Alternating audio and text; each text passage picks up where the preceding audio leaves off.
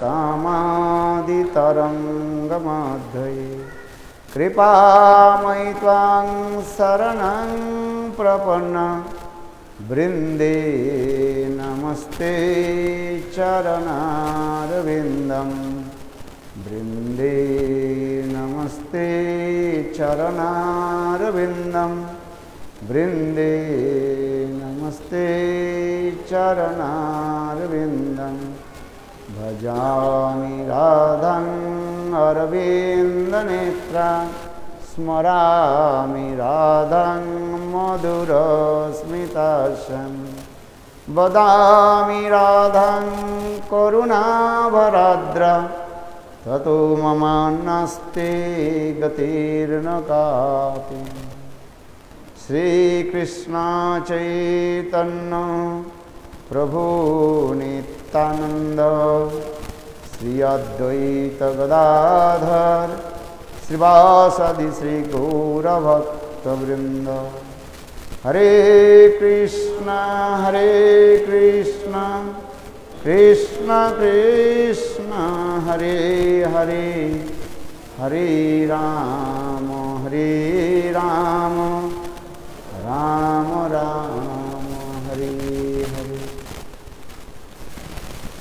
हरे रामचंद्र दंडवत बोलो। आइए प्रभु बड़ा कथा बोलो। हाँ आइए। आज मेरा मध्यरात में फ्लाइट है ना, चले जाएंगे अंतिम। काल आपके इधर उत्सव होगा नहीं? काल रामनवमी इधर पालन होगा।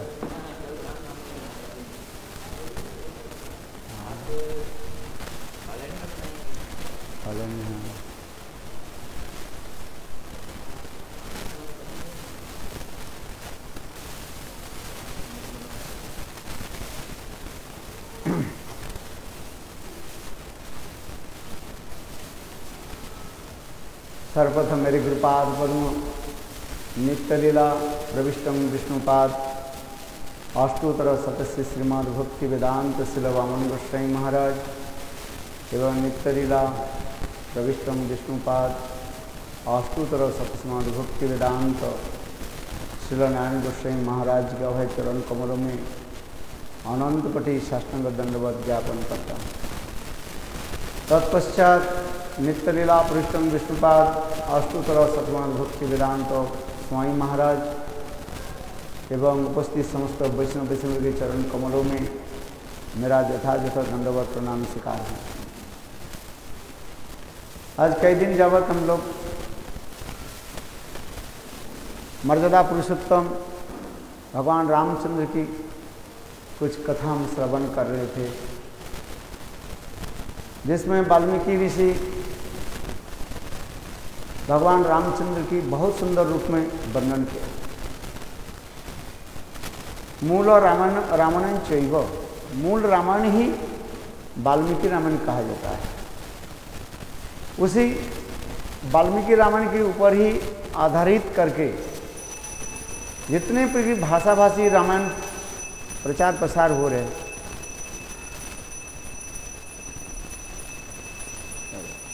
अरे रामचंद्र की बताइए। हाँ आज संत महाराज कहाँ गए? संत महाराज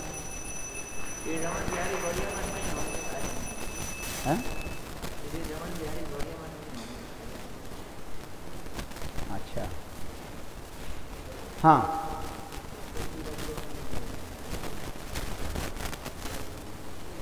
जितने प्रकार की भाषाभाषी रामायण जो है ये मूल रामायण वाल्मीकि रामायण के ऊपर आधारित है।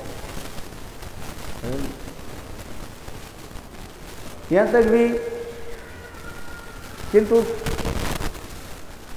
वास्तव में देखा जाए जो बंगाल में कृतिवास ओझा बंगला रामायण भी रचना किया, उसमें अपने कुछ भावों के उसमें जोड़ दिया। जिससे देवी पूजा आदि के बारे में उन्होंने बहुत ज़बरदस्ती वहाँ पर लिख दिया है। बंगला रामायण में देवी पूजा की जो है बहुत प्रसिद्धि कर दिया।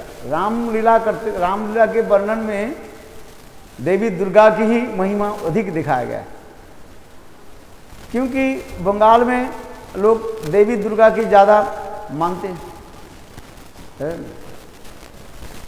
किंतु वर्तमान काल में देखा तो उत्तर प्रदेश से लेकर के सर्वत्र देवी पूजा की अधिक लोग मान्यता देते हैं। जैसे आज हम गए थे ना, कुछ लोग प्रसाद लेना नहीं चाहते, बोले क्या व्रत रखे और व्रत काल कब खोलेंगे? काल खोलेंगे रामनवमी के दिन। देवी के व्रत रखा, रामचंद्र के व्रत नहीं रखते।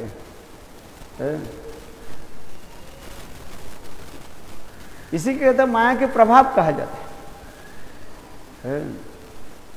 ये स्वयं भगवान रामचंद्र की आविर्भाव तिथि हम नहीं मनाते हैं, और मनाते किसके? देवी दुर्गा की। चलो, जिस कथा प्रसंग हम वर्णन करते जा रहे हैं,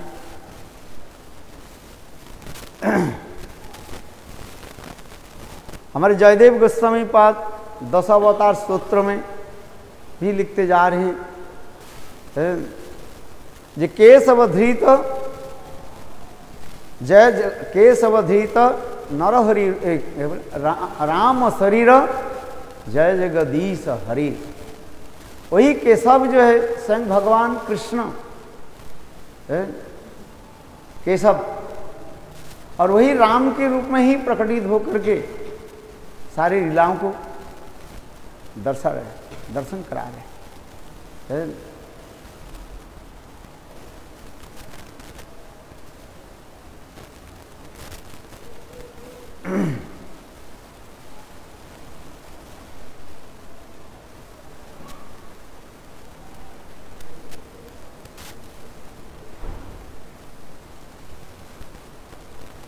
वितरसे दीक्षुरणे दिक्पति कमनीयं दशमुखमौली बोलिंग रमणीयं केशवधृत राम शरीर जय जगदीश हरे।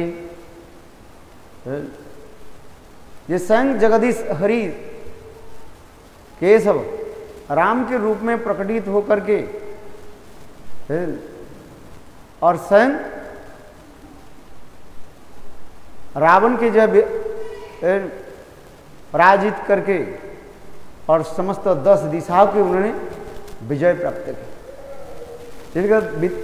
वितर से दीक्षुरण दिक्पति कमनीयम दशमुख मौली बोलिंग रमणीयम केशवधृत राम शरीर जय जगदीश हरे। ब्रह्म संहिता में इसके प्रमाण देते हैं।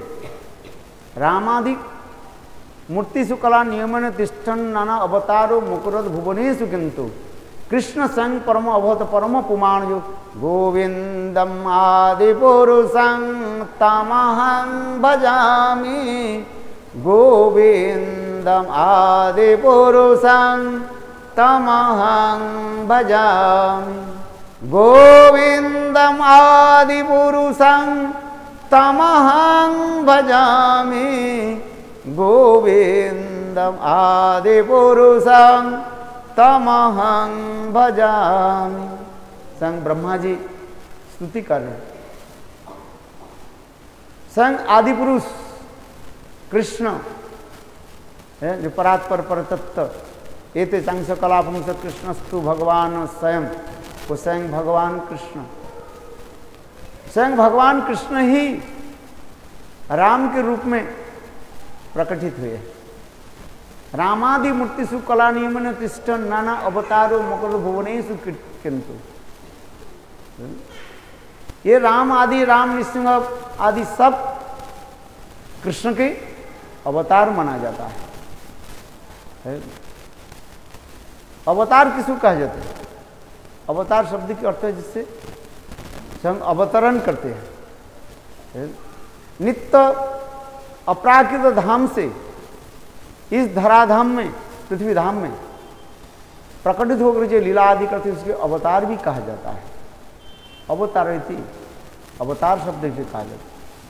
स्वयं भगवान नानाविध रस आस्वादन करने के लिए वैकुंठ, अयोध्या, द्वारका, मथुरा आदि में अपने अपने स्वरूप के प्रकाश करते हैं। और स्वरूप के प्रकाश करके भक्त की हृदय की रस माधुर्य को आस्वादन करते हैं, आस्वादन कराते हैं। वही स्वयं कृष्ण वैकुंठ में नारायण के रूप में प्रकटित होते हैं और नारायण के रूप में प्रकटित होकर के संत रस आस्वादन करते हैं। वैकुंठ में कौन सा रस प्रधान होता है? शांत प्रधान होता है, दस गौण हो जाता है। अयोध्या में दास प्रधान होता है और शांत गौण हो जाता है। तो उसी प्रकार रस माधुर्य उसी प्रकार आस्वादन भगवान करते रहते हैं।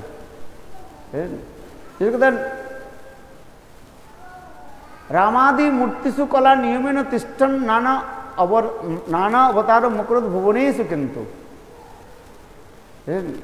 कृष्ण परम परम परमा परम पुमाण सम परम पुरुष स्वयं कृष्ण एक होते हुए पर भी अनेक स्वरूप में प्रकाशित होते हैं। इसे कहा जाता है अचिंत तत्व कहा गया। हमारे जीव गोस्वामी पाद संदर्भ में लिखते हैं एकमेव परम तत्वं स्वाभाविकी अचिंत सत्ता स्वरूप तद्रूप वैव जीव प्रधान रूपेण सूर्य मंडल तत्रश्मि प्रतिच्छदि रूपेण चतुर्धा अवतिष्ठति। एकमेव परमम तत्व, परम तत्व एक ही परम तत्व है। वो परम तत्व क्या है? अद्वैत ज्ञान तत्व कहा जाता है। एक ही परम तत्व एकमेव परमत्व स्वाभाविकी अचिंत सत्ता, अपने स्वाभाविक अचिंत शक्ति के द्वारा क्या करते हैं? वो चार स्वरूप में प्रकाशित होते हैं। एक में परम स्वाभाविक अचिंत स्वरूप तद्रूप वैभव जीव प्रकृति रूपेण स्वयं रूप में ब्रजनंदन श्याम सुंदर के रूप में ही वो विराजमान होते हैं गोलोक वृंदावन में। स्वयं रूपे ब्रजे ब्रजेंद्र नंदन, एक होता है स्वयं रूप।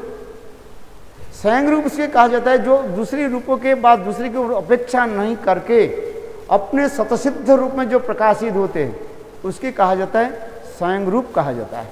हमारे रूप समीपाद लघु भागवतामृत ग्रंथ में उसको वर्णन करते जा रहे हैं।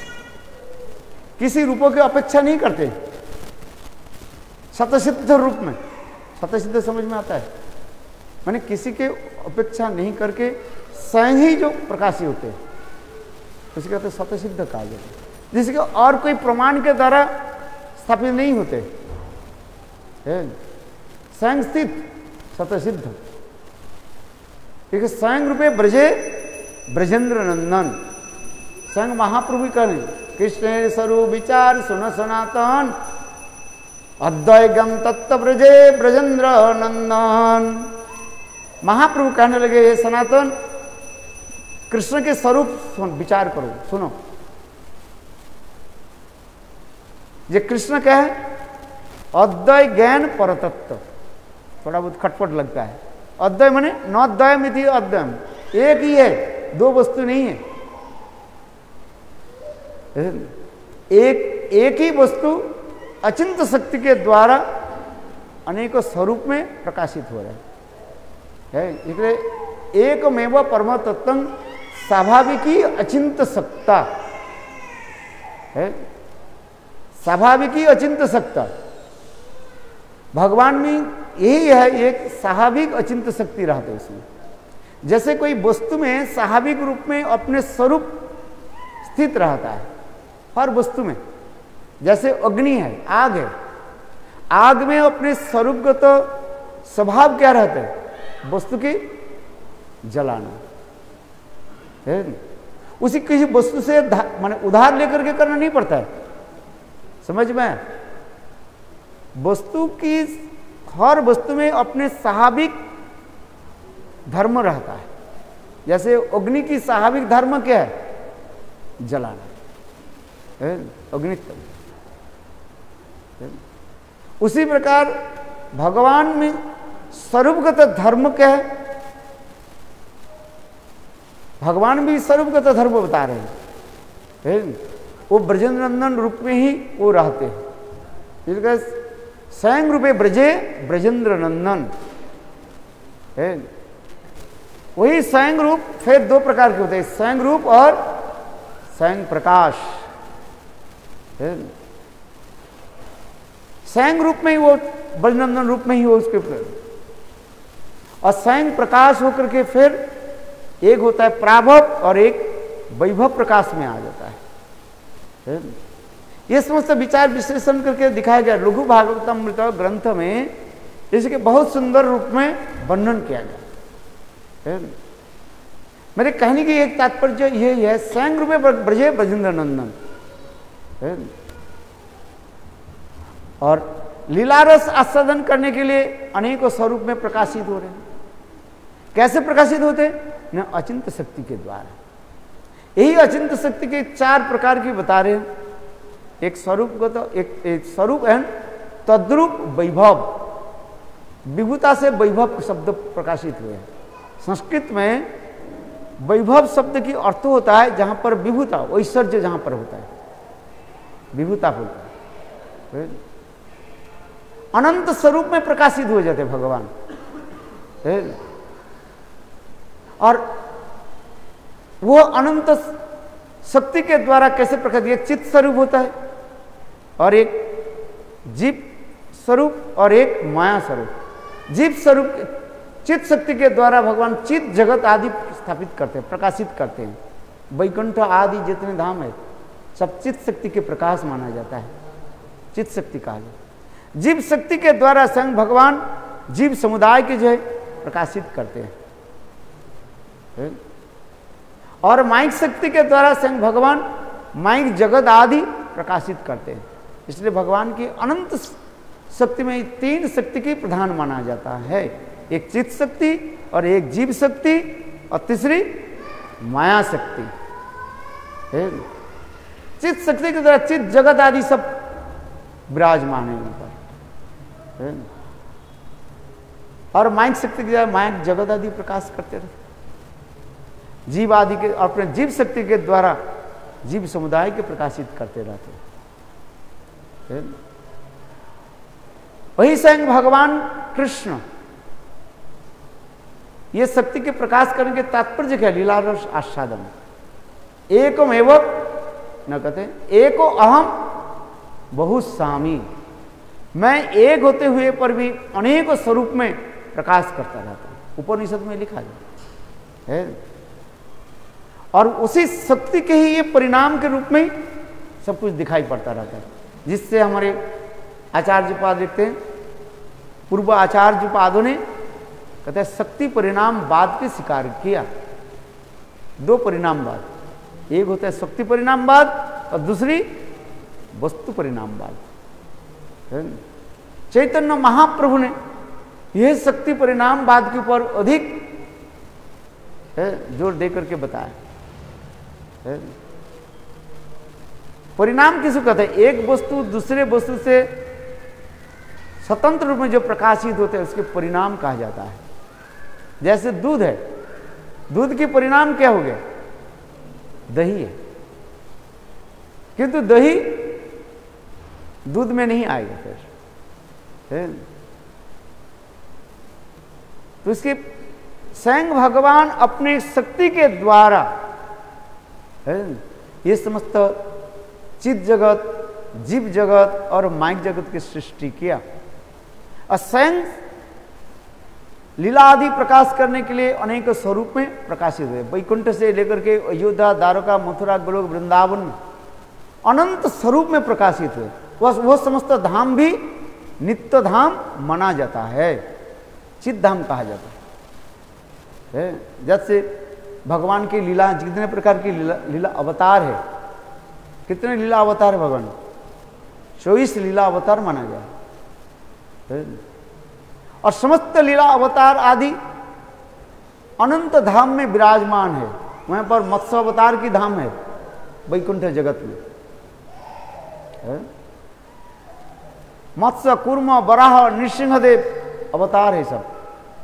ये समझते सब वैकुंठ धाम कहा जाता है। और अनंत करोड़ वैकुंठ धाम के लेकर के महावैकुंठ धाम प्रकाशित होता है।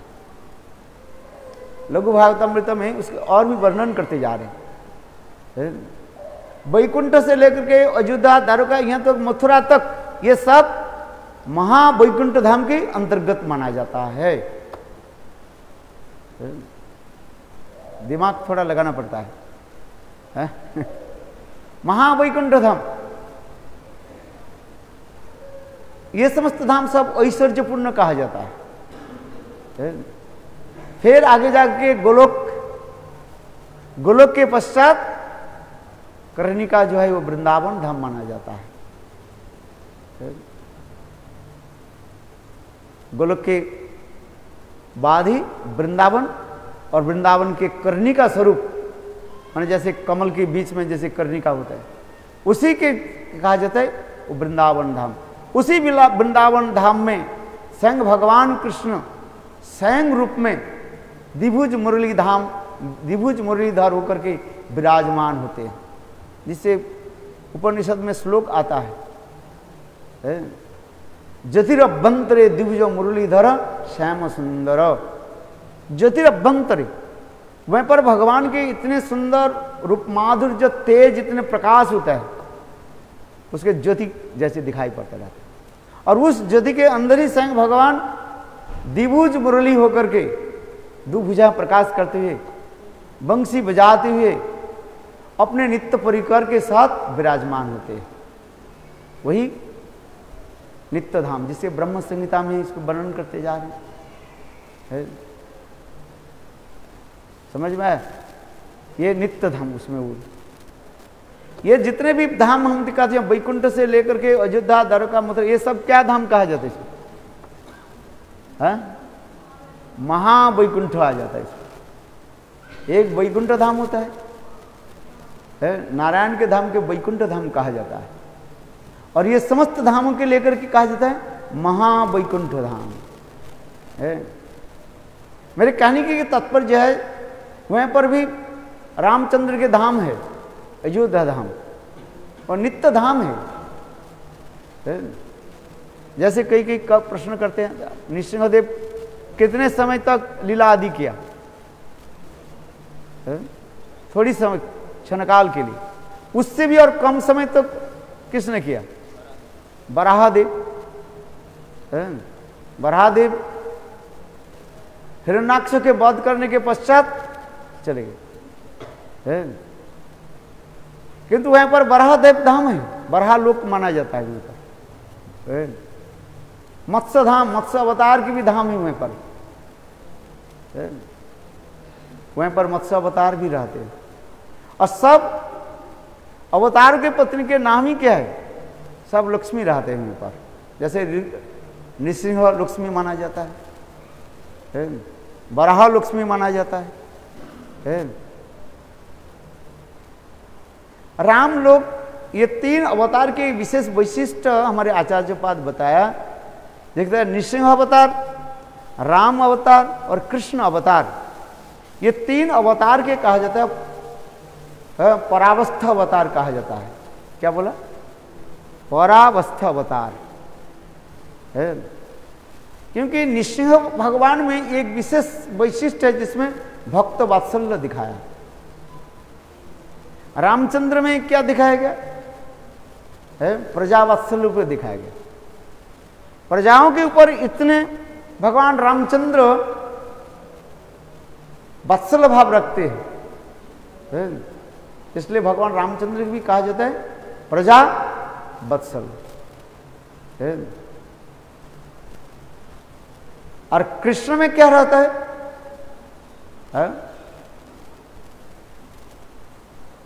कृष्ण में रहता है प्रेम वात्सल्य, उसमें रहता है। प्रेम के द्वारा इतने ही वो बंधे हुए हैं, स्वयं बंधे जाते हैं। भगवान कृष्ण प्रेम वात्सल्य के ऊपर अधिक दिखाते हैं। इसलिए हमारे लघु भागवतामृत ग्रंथ में ये तीनों की परावस्था दिखाया गया। परावस्था उसके कहा जाता है अपने स्वरूप में स्थित होकर के स्वयं क्रिया आदि जहां तो प्रकाशित हो सके वहीं पर प्रकाशित करते, उसे कहते हैं परावस्था कहा जाता है। पर अवस्था, पर माने श्रेष्ठ। आइए हमारे चेयर दे दो। हाँ,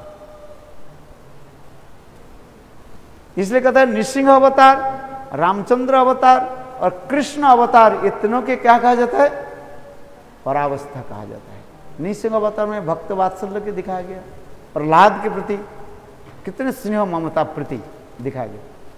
यहां तक भी प्रहलाद भी कह दिया भगवान राम, भगवान नृसिंहदेव तुम्हारे क्या बोले कुल में, वंश में कोई भी आएगा है, उसको मैं कृपा कर दे, उद्धार कर दे। है? भगवान कितने करुणामय। रामचंद्र में भी देखा जाता है, प्रजावत्सल न भूतो न भविष्यति। जैसे काल मैंने कहा था, प्रश्न उठाया था, जो रामायण हम जब अध्ययन करते हैं, बस श्रवण करते हैं, रामायण के जितने भी चरित्र हम पढ़ते हैं बस सुनते हैं, कहीं ना कहीं कुछ दाग दिखाई पड़ता रहता है, स्याही के दाग जैसे दिखाई पड़ता रहा किसी चरित्र में दिखाओ। किंतु भगवान रामचंद्र के चरित्र में इतने निर्मल चरित्र है, न भूतो न भविष्यति, कोई उंगली उठा ही नहीं सकते। जैसे मैं काल उदाहरण दिया था लक्ष्मण के चरित्र में, सेवा के तो साक्षात मूर्त स्वरूप है ही लक्ष्मण। रामचंद्र के लिए अपने जीवन तो नौछावर करके रखे हैं, सेवा की पराकाष्ठा भी दिखाया गया। लक्ष्मण जैसे सेवक न भूतो न भविष्यति कोई हो ही नहीं सकता। लक्ष्मण वन में किस लिए गए? राम जी की सेवा करने के लिए। कई तो बस रामचंद्र के लिए वनगमन के लिए मांगा था वर, ये रामचंद्र 14 साल के लिए वन में जाए, लक्ष्मण सीता के लिए नहीं। अच्छा, सीता जाने के लिए तो तैयार है। सीता जी ने कहा पति के धर्म है, पालन करना मेरा कर्तव्य, पति के साथ जाना ही है, अनुगमन करना मेरा कर्तव्य है। तो सीता जी, लक्ष्मण किस लिए गए? लक्ष्मण इसलिए गए रामचंद्र की सेवा की पराकाष्ठा दिखाने। 14 साल तक वन में रहे और 14 साल तक कभी कुछ ग्रहण नहीं किया, फल अन्न कुछ ग्रहण नहीं किया, ऐसे लिखा है शास्त्र। 14 साल तक इंद्रजीत के वही वध कर सकते हैं जो 14 साल तक कुछ ग्रहण नहीं करेंगे। और 14 साल तक 3 नियम इसमें लिखा गया। कौन कौन 3 नियम याद है? हाँ, 14 साल तक स्त्री मुख दर्शन नहीं करेंगे, 14 साल तक है ग्रहण नहीं करेंगे, कुछ ग्रहण नहीं करेंगे, आहार नहीं करेंगे, निराहार रहेंगे, निराहार। 14 दिन, हम तो एक दिन नहीं करते थे, एक एकादशी करने तो बस दर्द शुरू हो जाता है पेट का है। और क्या बोले लक्ष्मण, और 14 साल तक भोज क्या सोए नहीं है। हम तो सो जाते हैं, कितने घंटा सोते हैं? आप बताइए, सेवक किधर?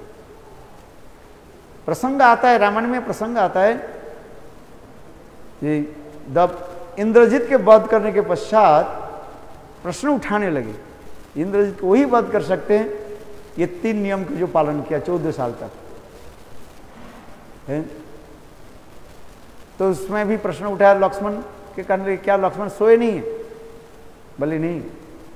राम और सीता जब विश्राम करते थे और लक्ष्मण तीर धनुष लेकर के है पहरा देते, सिक्योरिटी गार्ड के है।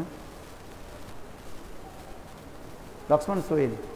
अच्छा, भोजन के लिए लक्ष्मण फल बन के अनेक सुंदर सुंदर फल मूल जो है संग्रह करके लेकर के आते थे, भगवान रामचंद्र को अर्पित कर देते थे।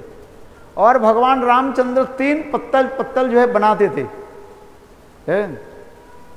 एक पत्तल जो है सीता देवी के बोलते तुम इसे खाओ, ग्रहण करो, और एक पत्तल अपने रख दो। और लक्ष्मण के लिए क्या बोलते थे? लक्ष्मण के देते थे। तो रामचंद्र ने यही प्रश्न उठा, रामचंद्र भी प्रश्न करने लगे, ये तुमने खाया ही नहीं? बोले नहीं। क्यों नहीं खाया? कि रामचंद्र को भी नहीं बोले लक्ष्मण तुम खाओ, धरो ये लक्ष्मण तुम इसको पकड़ो। खाने के लिए आदेश नहीं दिया, लक्ष्मण भी इसलिए भी कहा। उसमें रामायण में भी ऐसे भी, वाल्मीकि रामायण में भी ऐसे है, कितने दिन का भोजन उसके नहीं मिला गया। बोले जिस दिन सीता हरण हुई उस दिन लक्ष्मण भोजन लेकर के नहीं आया। आज रामायण में ऐसे वर्णन में भूल गया, बहुत सुंदर सुंदर कथा है इसमें। और जिस दिन दशरथ महाराज शरीर छोड़े उस दिन भी भोजन नहीं किया लक्ष्मण ने। सीताहरण, लक्ष्मण भी ऐसे ऐसे करके कुछ दिनों की उसमें वर्णन है, मेरे ख्याल से जो है 6-7 दिन के वर्णन है उसमें है।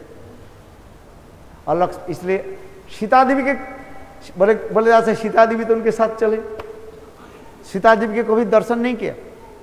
ये लक्ष्मण बोले नहीं है।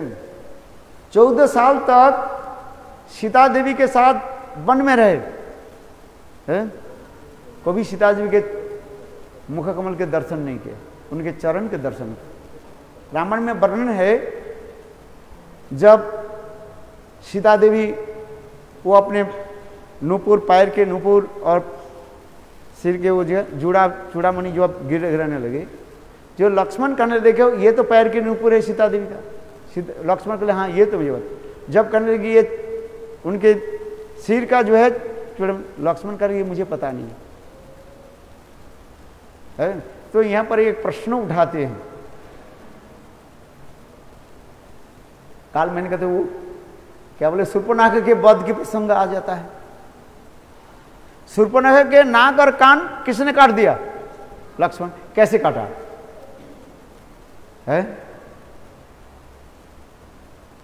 उसके नाक और कान देख करके तो काटना पड़ेगा, नहीं ऐसे कैसे काट दिया? तो इसके मतलब लक्ष्मण स्त्री दर्शन कर लिया, शूर्पणखा के मुख के दर्शन किया कि नहीं किया? आपके क्या विचार है? लक्ष्मण शूर्पणखा के नाक और कान को काटा है, तो नाक और कान कैसे काट दिया? देखा तब तो काटा, बिना देखे हुए कैसे काट दिया? आप इसमें पर प्रश्न उठाओ, उत्तर क्या है? कोई उत्तर दे सकते हैं? बताओ प्रभु जी, क्या नाम है? बताओ। अरे कितने बार रामायण तो सुने हैं, कितने बार भी कितने भक्तों के कितने बुलुक बोले हैं, सर नीच करके देखेंगे तब तो कहां पर रास्ता चला रहे हैं। युद्ध होता है ना, आमने सामने युद्ध होता है, तब तो देखे हमारे तीर कहां पर जाएंगे, तलवार कहां पर जाएंगे। आंख बंद करके थोड़ी चला देंगे तो गला भी कर सकते हैं।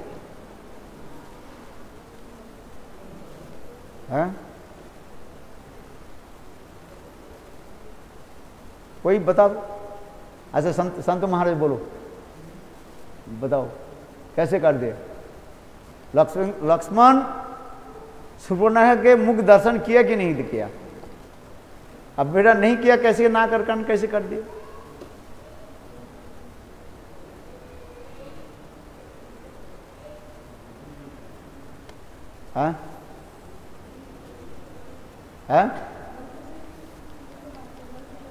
मंत्र करके मर दिया। देखो ये जुक्ति बहुत सुंदर है। हाँ? नहीं, आपका विचार सुनिए तब तो हम बताएंगे।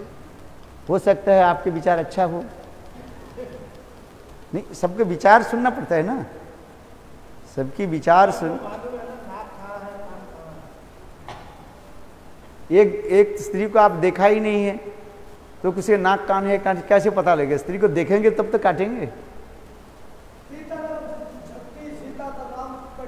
और वो स्त्री है कि पुरुष है आपको नहीं कैसे पता चलेगा?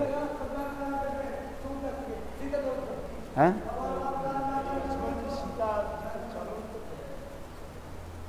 हाँ? किसका? सीता की बात नहीं कर रहे हैं। शूर्पणखा के नाक और कान कैसे बिना देखे हुए कैसे नाक कान कैसे करते? ये व्यक्ति स्त्री है कि पुरुष है? हम देखेंगे तब तो काटेंगे। हैं? भय से पता चल जाता है, वो तो माया भी है। भय से कैसे पता चलेगा?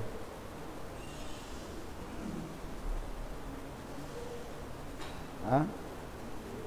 आप लोग जानते हैं, उत्तर नहीं दे रहे सब प्रश्न है।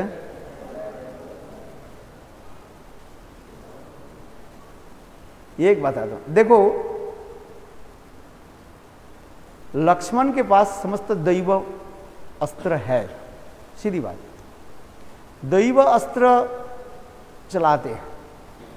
दैव अस्त्र में कोई आपको देखना नहीं पड़ता है। जैसे अब ये बता रहे हैं, मंत्र की द्वारा ही दैव अस्त्र प्रयोग होता है। जैसे दशरथ महाराज की कथा हम रामायण में सुनते हैं, उनके पास ऐसे विद्या था, शब्दभेदी बाण।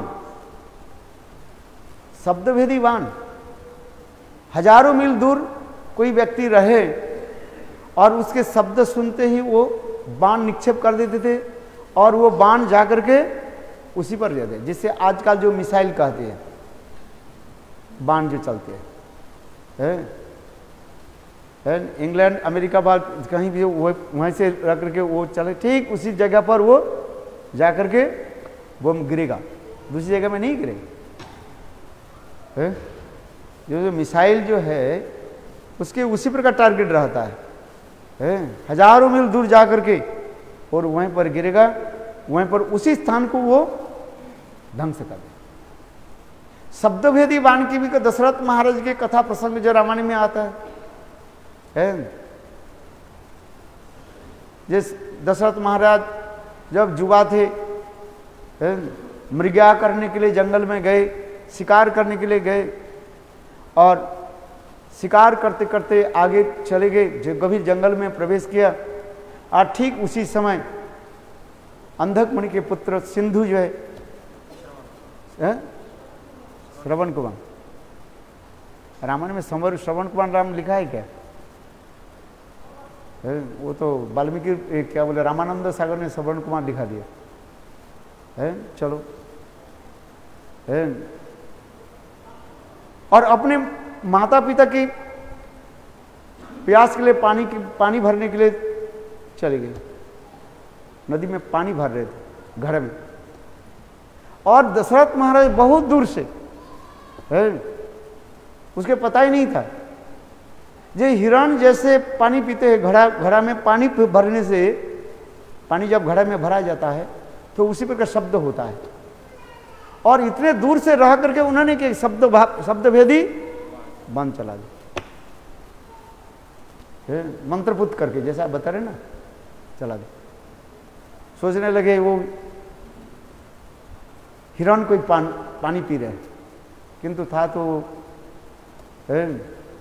जैसे आप श्रवण कुमार करके अंध सिंधु कहा जाता है, जैसे भी विभिन्न रामायण में नाम लिखाया गया है, और उनके छाती पर बाण लगा, जिसे दशरथ महाराज स्वयं अपने की कहा कहने, रामचंद्र बन चले जाने के पश्चात हराम हराम करके अपने शरीर को छोड़ा, अपने इतिहास को भी बताया, ये मेरे इसी प्रकार भी मृत्यु होगा, पुत्र वियोग, पुत्र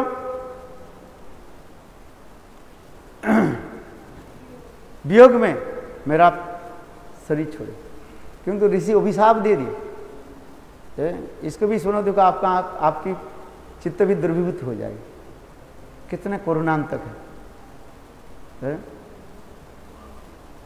मेरे कहने की तात्पर्य है, दशरथ महाराज भी उस समय लोग शब्दभेदी बाण चलाते थे मंत्रीपुत्र करा करके है। उसी प्रकार लक्ष्मण के पास ये भी विद्या था।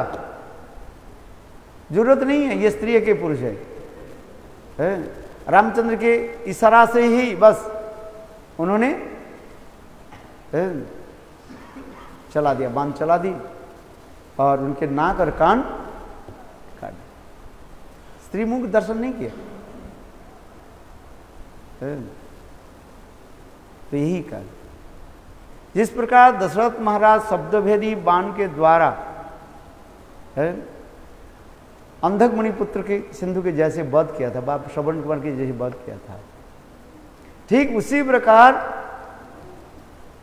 इन्होंने लक्ष्मण जी क्या की, सुपर्णखा के नाक और कान को काट दिया है।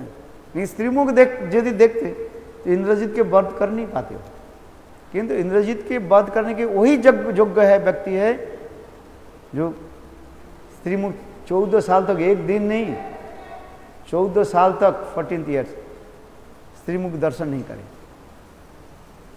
14 साल तक अनाहार रहेंगे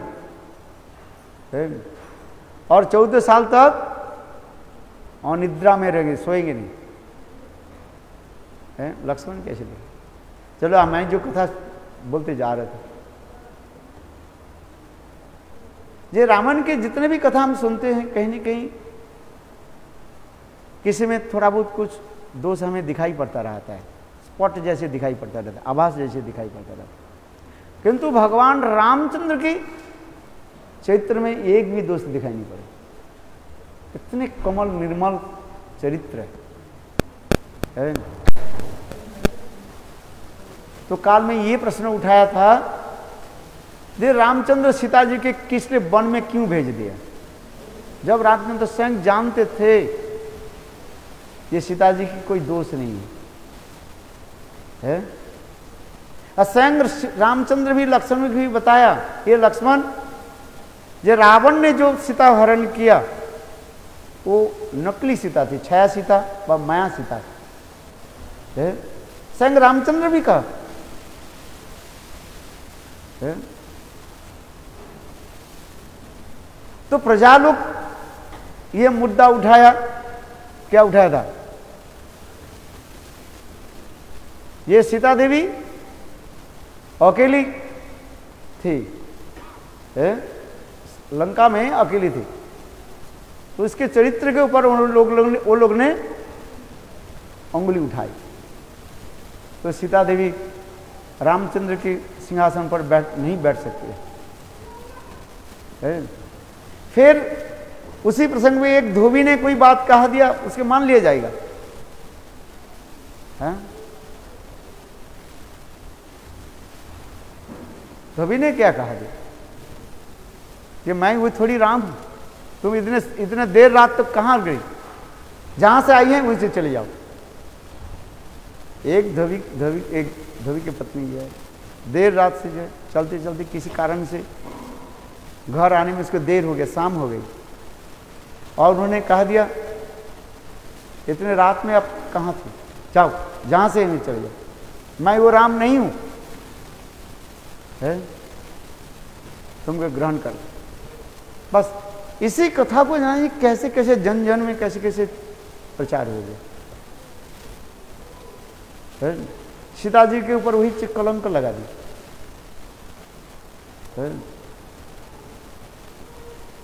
और जब रामचंद्र जानते थे सीता जी की कोई दोष नहीं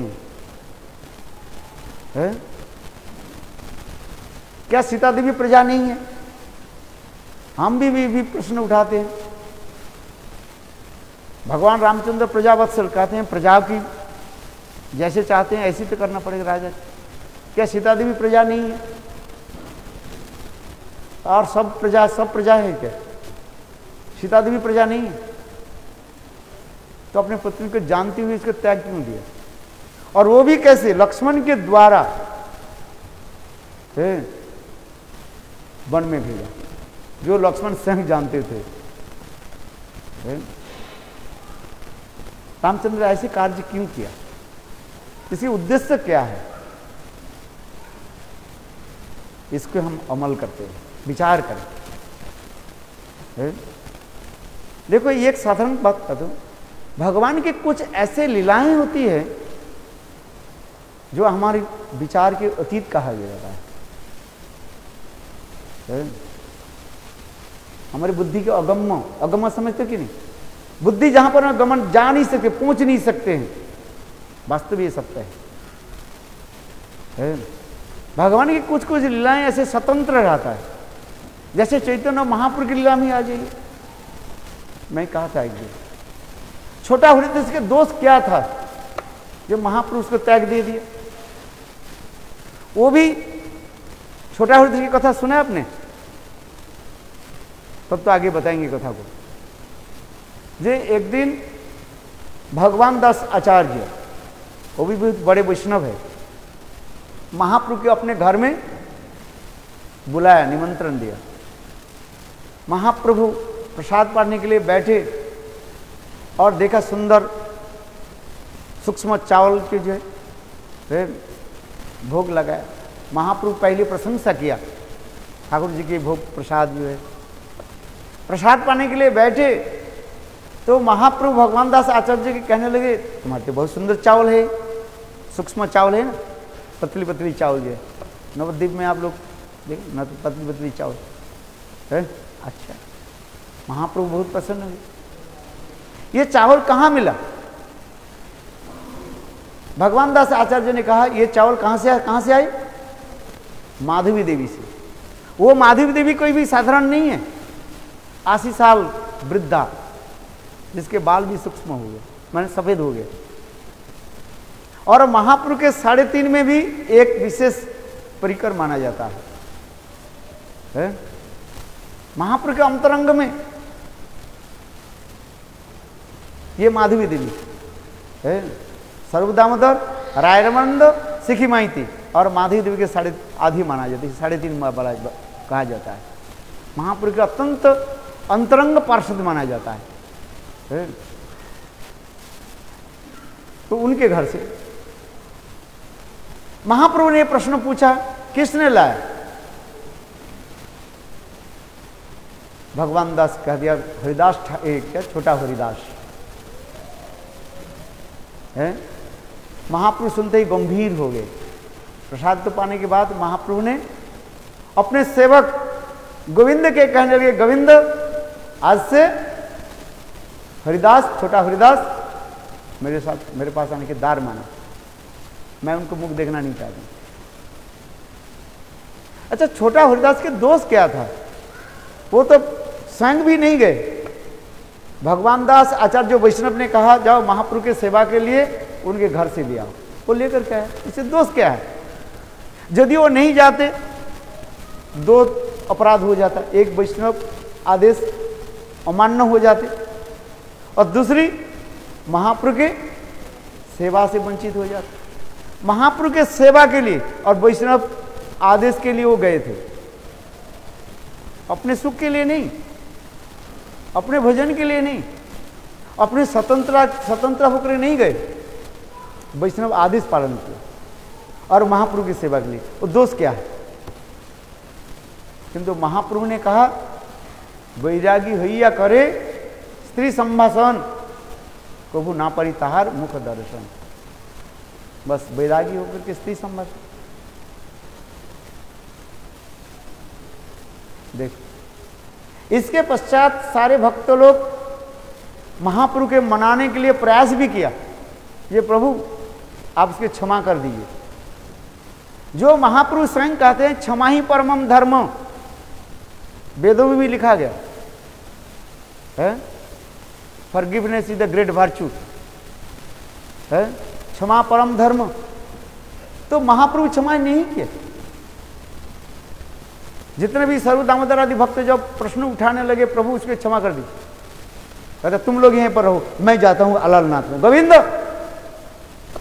मेरा कंबला लेकर के चलो, मैं चलता हूँ, ये लोग के साथ हमारी कोई लेन देन नहीं है। देखो महाप्रभु इतने अपने वचनों पर इतने हट हो गए, साधु हट। बोले हट कहाँ कहाँ प्रयोग हो जाता है, स्त्री हट होता है, बाल हट होता है, राज हट होता है, फिर साधु हट भी हो गया महाप्रभु दिखा है। क्यों? एक साल तक छोटा हरिदास ने महाप्रभु की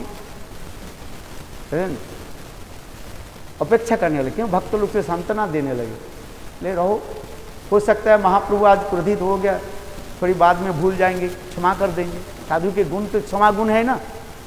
साधु के जितने गुण है, सबसे गुण क्या, सबसे बड़ी गुण कौन है? क्षमा गुण। और महाप्रभु साधु शिरोमणि कहा जाता है, क्षमा कर देंगे। एक साल तक छोटा हरिदास अपेक्षा करने लगे, ये महाप्रभु उनकी कृपा कर दे, ठीक है। तब इसके पश्चात छोटे हरिदास जगन्नाथपुरी छोड़ करके चले गए और प्रयाग में जाकर के आत्महत्या कर ली। एक दिन महाप्रभु समुद्र में स्नान कर रहे थे। छोटा हरिदास महाप्रभु के सबसे बड़े संगीतज्ञ कीर्तनिया थे। सर्वदामोदर आदि के साथ चैतन्य महाप्रभु जब स्नान कर रहे थे और सुंदर कीर्तन की ध्वनि आने लगी। सर्वदामोदर कहने के प्रभु ये तो छोटा हरिदास की कीर्तन है, अशरीर आत्मा के रूप में आ रहे, इतने सुंदर।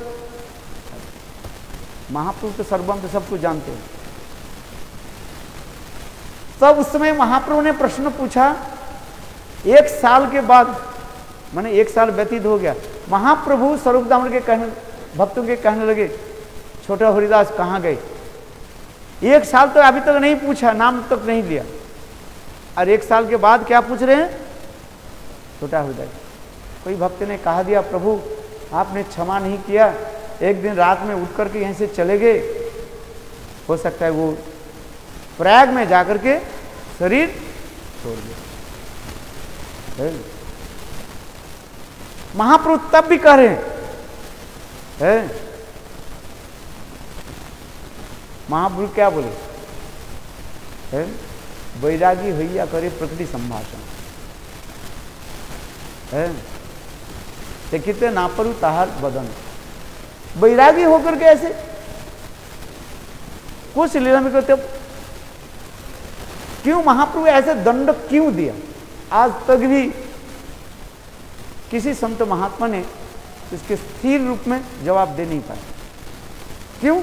महाप्रभु के ऐसे एक लीला है जिससे, जिस लीला में कहते, मैंने कहा था भगवान की कुछ लीलाएं हैं हम उत्तर दे नहीं पाएंगे। क्यों? इसके प्रश्न ही नहीं है।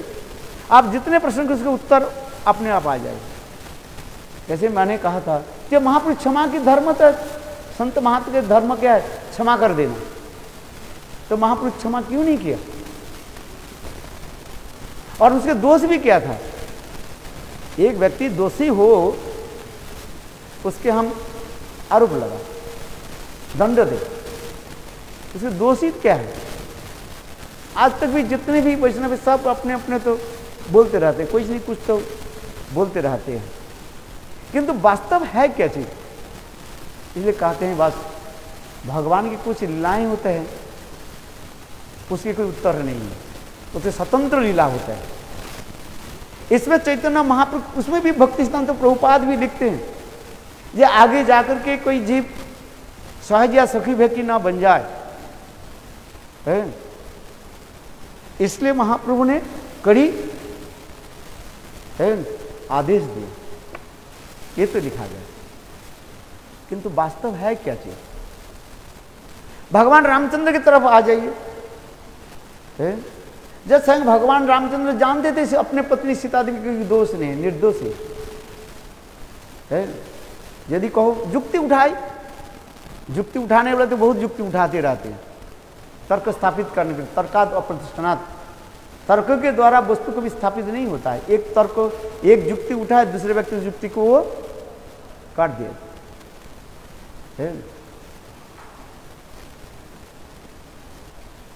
तो रामचंद्र की लीलाएं इसी प्रकार कहते हैं। अभितर्क कहा जाता है, तर्क के अतीत कहा जाता है। ये सीता जी के क्यों वन में दिया? आप जितने भी युक्ति दिखाए, किंतु कहीं युक्ति लगते ही नहीं, अप्रोप्रिएट नहीं हो रहा है। वास्तव रूप में देखा जाए, क्योंकि कोई लोग कभी कहते हैं, उसमें भी यद्यपि रामायण में तो इसके ऊपर और आलोचना नहीं किया, कुछ यहीं तक भी छोड़ दिया है। युक्ति लोग दिखाते हैं। स्त्रियों के ऊपर एक हमारे शास्त्रों ने एक कसाघात किया, बहुत दंड करके रखा है? कहीं स्वतंत्रता नहीं हो जाए, कसाघात करके रखा है, बंद करके रखा है, नियम कस करके रखा है कि नहीं? नियम ऐसे है। स्त्री जाति सदा सर्वदा परपेक्ष पर अपेक्षा होकर रहे। नीति शास्त्र में भी लिखा गया, बाल्य माता पिता के ऊपर निर्भर करके रहे, युवावस्था में विवाहित होकर के अपने पति के अनुगत्य में रहे, वृद्ध काल होने पर पुत्रों के अनुगत्य में रहे। ऐसे नीति शास्त्र में भी लिखा गया। समझ में आ रहे? स्वतंत्रता नहीं दी गई, क्योंकि स्त्रियों के यदि स्वतंत्रता दिया जाए समाज भ्रष्ट हो जाएगा, यथेच्छारिता हो जाएगा। समाज की जो सौंदर्य माधुर्य जो कुछ भी है माताओं के ऊपर निर्भर करता है, स्त्रियों के ऊपर निर्भर करता है। हमारे शास्त्र में कहीं स्त्रियों के ऊपर कटाक्षपात नहीं किया, आदर के साथ, सम्मान के साथ उच्च आसन पर बैठा गया। भारतीय सभ्यता संस्कृति छोड़ करके और संस्कृति में स्त्रियों के ऊपर इतने आदर नहीं है। यहां तक भी हम तो यही कहते हैं, मां के स्थान कितने उच्च स्तर पर दिया गया है। माता के स्थान सर्वोत्तम शिखर पर रखा गया। यहां तक भी हम कहते हैं, भारतवर्ष छोड़ करके किसी देश के मां के नाम से पुकारते नहीं है। अमेरिका माता कोई कहते हैं, पाकिस्तान माता कोई कहते हैं, किंतु हमारे भारतवर्ष में एक कहा जाता है। क्या बोलते हैं? भारत माता की। देख, भारत माता की स्थान दिया गया, मातृत्व स्थान, सर्वोच्च स्थान दिया गया। किसी देश में, किसी सभ्यता में, संस्कार में, संस्कृति में ऐसे नहीं दिया गया।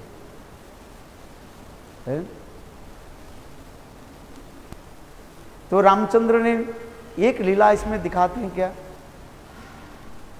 सीता जी के वास्तव रूप में और एक विरह रस की आस्वादन करना है। वास्तव यही है, भगवान की जो स्वतंत्र जो मैंने लीला करते जा रहे हैं, वो विरह रस के किस प्रकार आस्वादन करना है। वह विरह रस आस्वादन करने के लिए ही स्वयं भगवान रामचंद्र ऊपर से एक बहाना बना दिया। ये प्रजाओं की इच्छा के लिए मैं सीता देवी के जो है वन में भेज रहा हूं, किंतु ये सत्य नहीं है। दोष रहे तब तो भेजेंगे। इसलिए वास्तव रूप में भगवान रामचंद्र यही दिखाते हैं।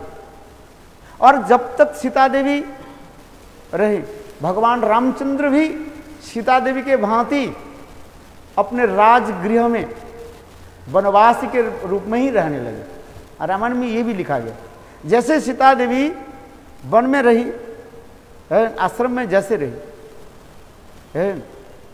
भगवान रामचंद्र उसी प्रकार राजमहल में कैसे रहे।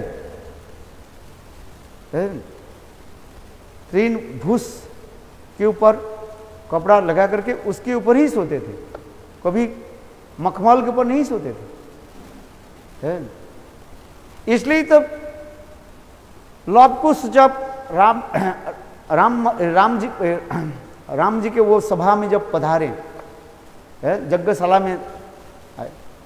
और उस यज्ञशाला में देखा क्या, लव कुश ने क्या देखा, सीता जी के स्वर्ण मूर्ति को देखा। देख करके वो आश्चर्य हो गए। तो जब लौट करके गए लव को सीता जी के ही कहने लगे, मां उस यज्ञशाला में एक अपरूप मूर्ति को देखा, आप जैसी है। पहली तो हम समझ गए थे आप ही यहां पर कैसे पहुंच गए पहले, किंतु फिर देखा था आप नहीं, आपकी मूर्ति स्वर्ण मूर्ति यहां पर विराजी। तो राम वहां पर सीता जी की मूर्ति स्थापन करके क्यों यज्ञ करते? सीता जी ने कितने सुंदर उत्तर दिया। सीता जी ने क्या बोले, एक राजा ने एक रानी को त्याग दे दिया, किंतु राम ने कभी सीता जी के त्याग नहीं। कितना सुंदर रामायण में, इस कथा में कितने सुंदर। रामचंद्र भी, सीता देवी भी कभी रामचंद्र के ऊपर कभी आरोप नहीं लगाया है। एक क्षण एक शब्द भी उन्होंने कभी नहीं कहा है? एक शब्द भी नहीं कहा। जैसे रामचंद्र वन में जाने के समय एक भी नहीं कहा कि पिताजी मेरा कसूर क्या था, मुझे वन में भेज दिया। प्रश्न भी नहीं किया, उठाया नहीं प्रश्न। दशरथ महाराज तो कुछ बोले ही नहीं, मौनम सम्मति लक्षणम होकर के बस उनके विमाता कैकेयी ने तो ही कह दिया, तुम्हारे पिताजी ने 2 वर देने के लिए प्रतिज्ञाबद्ध हुई और मैं वो 2 वर मांग लिया। एक वर से तुम्हें 14 साल के वनवास और दूसरी वर में भरत की राज्याभिषेक। बस हम होते तो पूछ लेते, पिताजी क्या आपने ऐसे वर दिया? हम तो पूछ लेते पहले, अथवा इतना ही तो कहते, पिताजी मेरा कसूर क्या था, आपने मुझे वन में भेज दिया। कोई दोस्त तो हो, है? बिना दोस्त से कैसे हो? किंतु रामचंद्र ये नहीं पूछा कुछ, बस। और अत्यंत प्रसन्न हो गए। जैसे उदाहरण दिया जाता है छोटे बच्चा को, जैसे नवीन वस्त्र, नया वस्त्र देने से पुराना वस्त्र के जैसे जल्दी जल्दी उतार देते हैं। छोटा बच्चा है ना, दशहरा के समय क्या बोले, नया वस्त्र दिया जाता है। दीपावली के समय नया वस्त्र दिया जाता है। तो बच्चा क्या करते हैं, बोले मम्मी उसी वस्त्र को पहना दो। वो जल्दी जल्दी सबके सामने आनंद से पुराना जो वस्त्र पहने उसको फेंक देते हैं, नया वस्त्र पहन लेते हैं। भगवान रामचंद्र भी यही सी लीला। बस इतने प्रसन्न हुए छोटे बच्चे की भांति, बस प्रसन्न हुए। भगवान रामचंद्र स्वयं कहने लगे, अहो कितने सौभाग्य है। नगर क्यों कैकेयी ने क्या कहा, नगर में नहीं जाना नहीं चाहिए, जंगल में रहना। रामचंद्र तो यही विचार में, बहुत अच्छी बात है, जंगल में कौन रहता, सात्विक हम आहार भोजन करेंगे, जंगल के फल मूल आहार करेंगे, नदियों में पुण्यात्मा नदी में स्नान आदि करेंगे, संत महात्मा की संग प्राप्ति होगा। रामायण में ये वाल्मीकि रामायण इसके सुंदर वर्णन है। इसका रामचंद्र बहुत प्रसन्न हुए। क्यों? विचार करने लगे, ये राजगृह में रहना तो मतलब एक कांटे की क्या बोलते हैं, मुकुट जैसे सिर पर लगा लेना और कुछ नहीं है। चिंता में पड़े रहना और जंगल में रहेंगे, बाद सदा सर्वदा भगवत कथा चर्चा, संत महात्मा के साथ रहना, हरि कथा, इससे अधिक सुख क्या है? इसलिए भगवान रामचंद्र को प्रसन्न हुए, चले गए। एक भी प्रश्न नहीं पूछा ये किस लिए मुझे वन में भेज रहे, प्रसन्न है। रामचंद्र के चरित्र में इतने मधुर है, कहीं भी स्पॉट नहीं लगेगा आपको, उंगली उठा नहीं सकते, कहीं प्रतिवाद नहीं किया। माताओं के प्रति कितने स्नेह आदर, ये भी दिखाया गया है। पहले उन्होंने आदर किसको करते थे? अपने मां अपेक्षा कैकेयी के आदर करते थे, रामचंद्र है। किंतु पितृसत्य पालन उन्होंने करके दिखाया है। जब हम वो जाते हैं, क्या नाम, कामदगिरी पर्वत पर जाते हैं, जहां पर सभा हुई, क्या बोलते हैं उसको,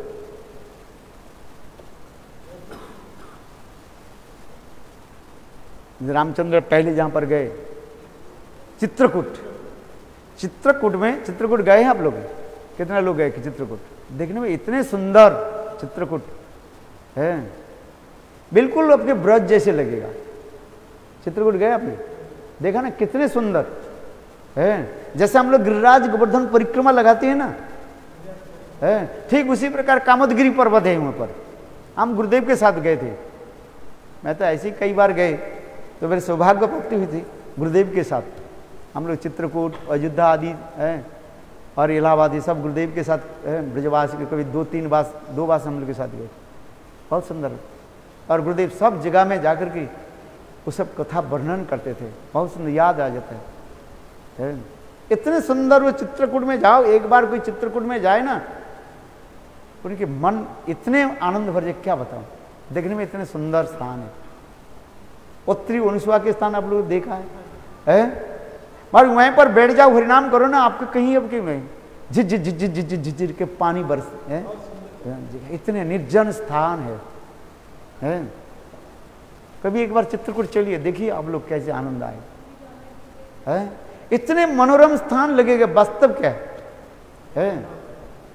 वहीं पर एक दिन, मैं आज से करते 40 साल हो गया कि 30-35 साल हो गया, किंतु आप मैं भूले नहीं हो। इतने सुंदर है स्थान जो है। और वो गंगा में जो हम ये करते हैं, परिक्रमा करते हैं, पानी इतना है ना, क्या बोलते हैं इसको, गुप्त गंगा ने, गुप्त गोदावरी ने, क्या ना बोलते, मैं भूल गया है। इतने सुंदर, वो पहाड़ के अंदर जाकर के इसके पानी ऐसे ही घूम रहा है, देखा, याद है? नहीं, वही चित्रकूट के अंदर में ये सब दर्शन है, बहुत सुंदर स्थान है।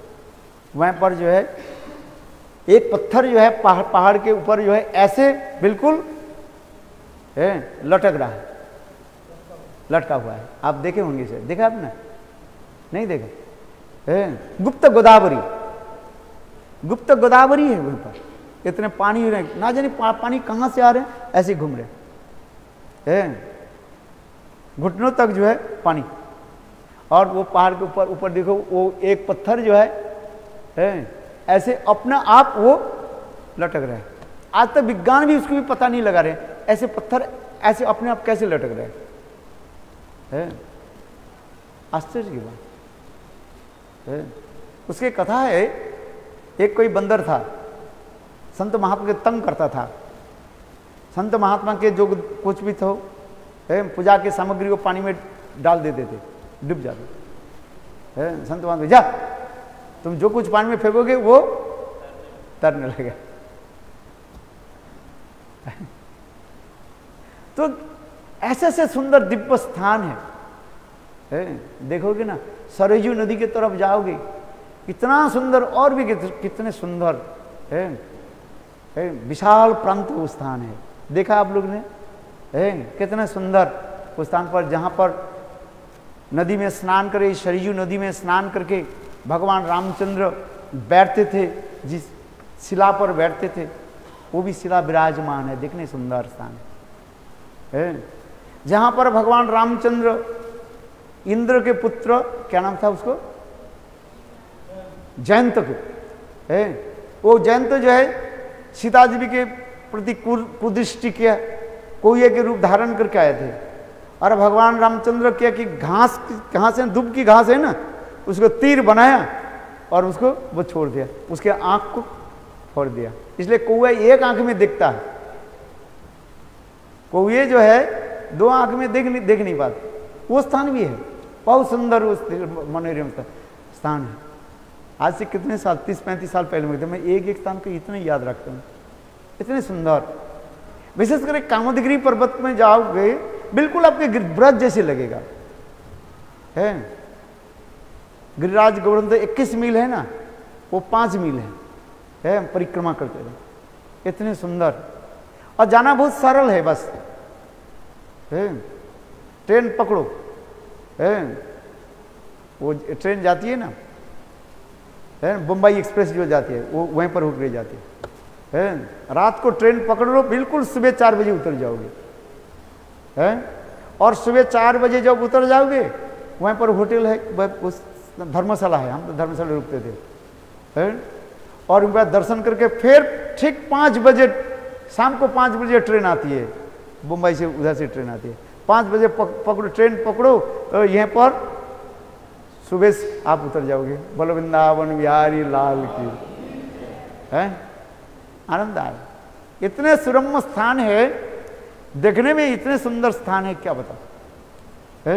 जहां पर भरत मिलाप की स्थान है, भरत जी रामचंद्र के साथ जो पहली बार जो है मिले थे वहां पर, बहुत सुंदर स्थान है, इतने सुंदर, है। भरत जी तो कितने प्रयास किया रामचंद्र को वापस लाने के लिए, है, किंतु संभव नहीं।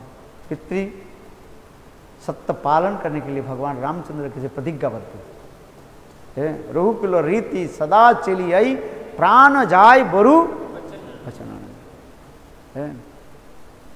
रामचंद्र, उसके आगे हम चले गए थे गुरुदेव के साथ, अयोध्या आदि बहुत कुछ दर्शन किया, है, बहुत सुंदर, अच्छा दर्शन है। पहाड़ी जंगल है, स्थान है, देखने में बहुत सुंदर सुंदर स्थान है। कभी आप लोग सब चलिए, है, आप ले जाते नहीं, है, हाँ, सब प्रोग्राम बनाइए आप लोग, है, बहुत अच्छा लगेगा स्थान, बहुत, है, ऐसे लगेगा बिल्कुल आपके ब्रज जैसे लगेगा, है। आप जाओगे ना बिल्कुल ब्रज जैसे लगे, आनंद उत्सव। अभी 9:30 हो गए ना, खत्म करते हैं। भगवान रामचंद्र की कथा इतने मधुर है। तो मेरे कहने की तात्पर्य है, भगवान रामचंद्र की चरित्र में कहीं पर एक भी आप अंगुली उठा नहीं सकते, निर्मल चरित्र है। तथापि इसी तो सीता वनवास की कथा प्रसंग में जो आता है, ये केवल भगवान की एक दिव्य अलौकिक लीला कहा जाता है।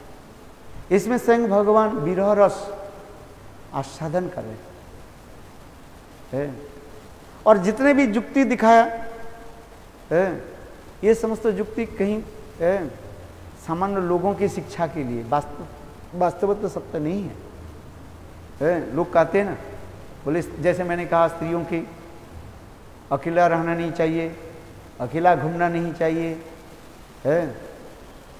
तो कई युक्ति दिखाते हैं, किंतु इसमें लागू नहीं होता ही। वो ये रामचंद्र सीता देवी के क्यों वन में भेजा, दोष क्या था, कहीं भी युक्ति नहीं लगेगा। एक ही युक्ति जो है लगता है, क्या, स्वयं भगवान रामचंद्र इसके द्वारा विरह रस का आस्वादन है। वास्तव विरह रस इसी से आस्वादन होता है। बोलो वृंदावन बिहारी लाल की, बोलो श्यावर रामचंद्र की, बोलो सीताराम सीताराम।